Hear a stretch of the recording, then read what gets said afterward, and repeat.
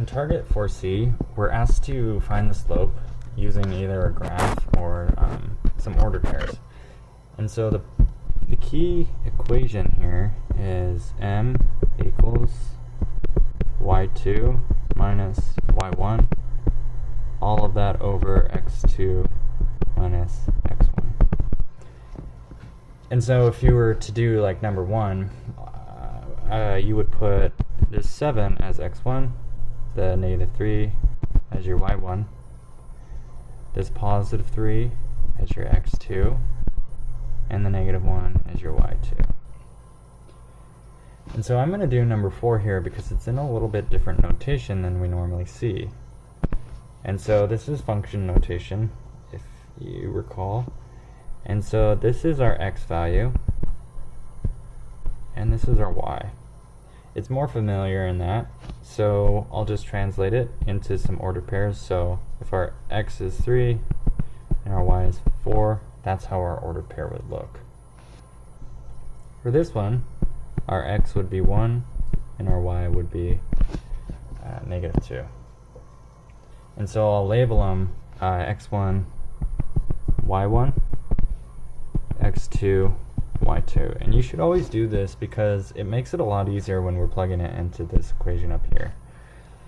And so that's exactly how this problem is going to play out, is we're going to be plugging in our y2, so negative 2, minus our y1, which is this 4 here. And it's always going to be negative between the two. So even if we have a negative 4, it's still going to be minus between the two. And then I plug in my x2, which is 1, minus 3. And so we get negative 2 minus 4 gives us a negative 6. And 1 minus 3 gives us a negative 2. And so it's really important to keep track of your negatives here, because if we don't, we might end up with the wrong answer. And so we get negative 6 divided by a negative 2. Since our negatives will cancel, we'll get a positive 3 out.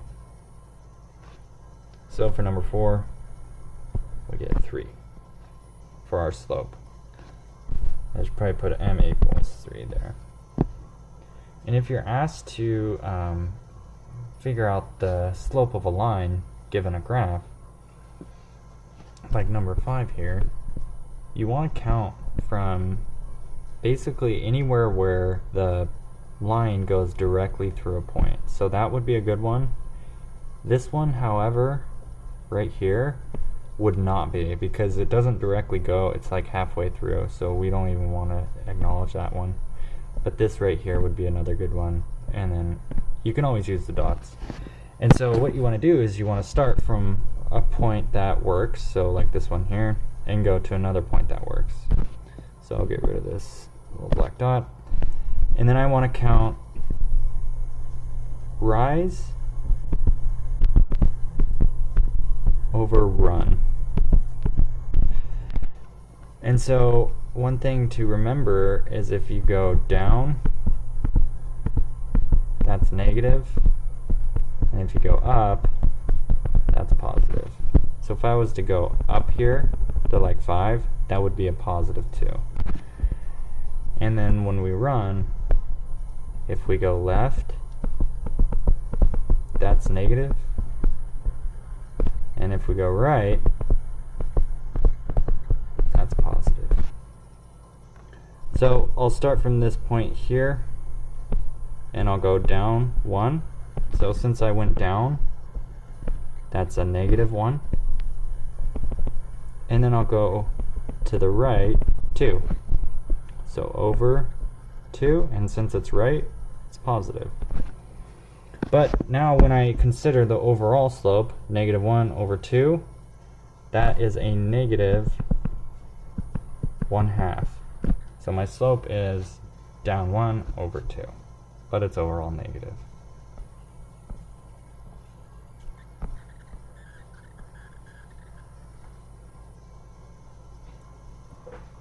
In target 4D, we start to see lines that are either straight up and down or only run left to right. So it's a little bit different from what we normally see, where we have some slope to our lines. So what you want to do is consider your x and your y-axis. So our x runs left to right and our y runs up and down. So in like number 1 here, if we have a y equals 3 line, we go to where the y is, or the 3 is on the y-axis, and that's going to run left to right.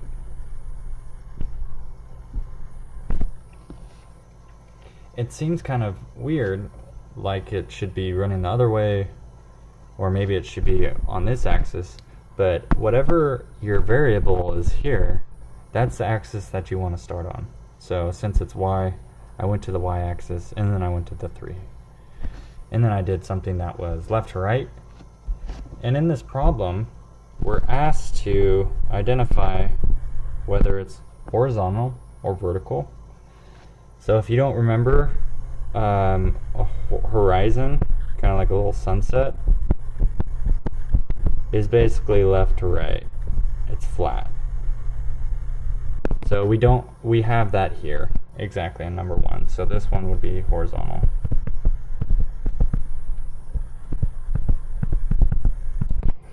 And we're asked to identify the slope here. So right here. And one trick that I use to remember is undefined.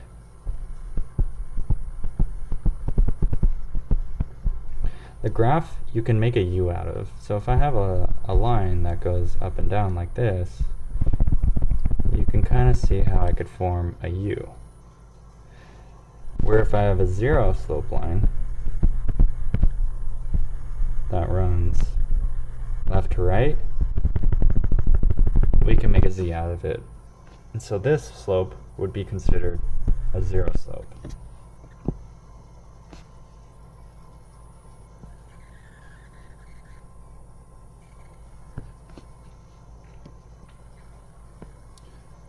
In target 4E, we're asked to graph the equation using slope-intercept form.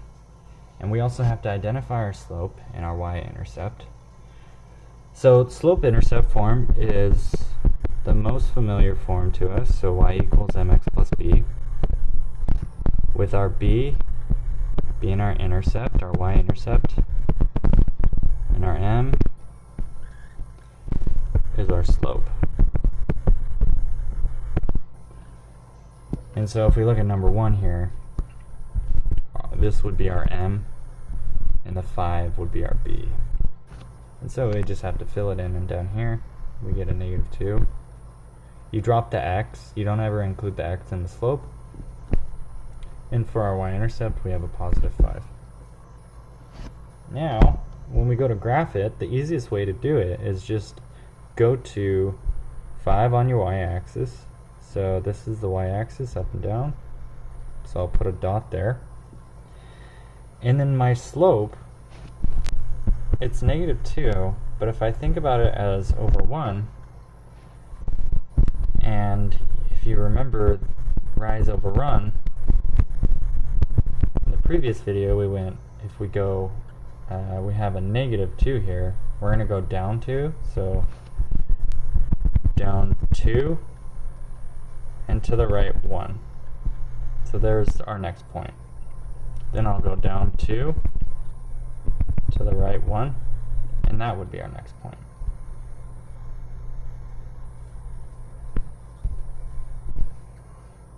And that's what our line would look like. Once you get a couple points, you can pretty much use the, if you put a straight edge or a ruler up to your couple of points, you can just use it to guide you, and it'll maintain the same slope, and we'll plot the rest of the line for you.